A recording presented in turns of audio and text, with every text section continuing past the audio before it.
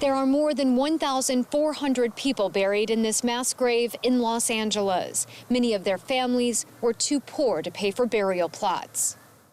The dead are nameless. The only grave marker is this small plaque showing the year of death.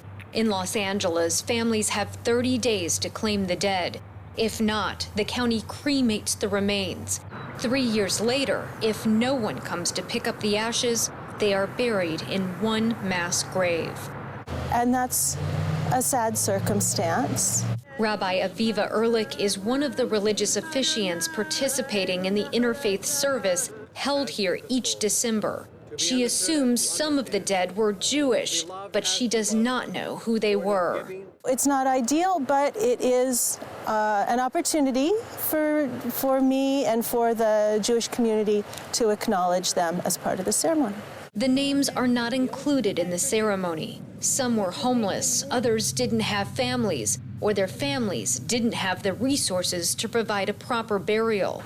For the Jewish dead, this is a worst-case scenario because it goes against traditional laws of Judaism. If you are a very observant traditional person, then this has been quite a hardship.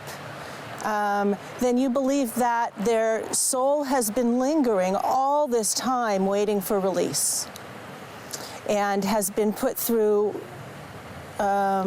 cremation, which is not ideal as well because they won't be able to be resurrected with all their parts, as it is believed by the most traditional Jews.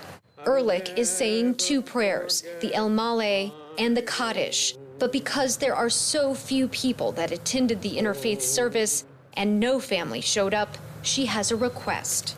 I ask that the Jewish viewers participate in the Kaddish so that I have a minyan, a 10-member prayer group. To the souls of these people, named and unnamed.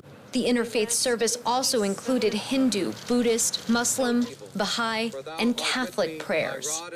Among the observers were a few friends of the deceased and county employees. Because 3 years had passed between death and burial, some in attendance didn't know whether they might have known the deceased.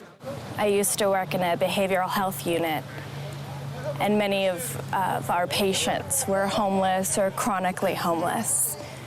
And I'm not sure if maybe some of them are there. And so I just want to honor them.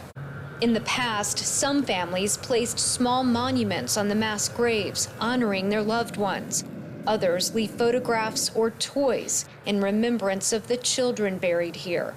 Los Angeles has been burying its unclaimed dead in mass graves since the late 1800s. The coroner's office is holding on to the ashes of more than 5,000 people. Their remains are unclaimed, and most will end up here in the next few years. Lindsay Mastis for JN1, Los Angeles.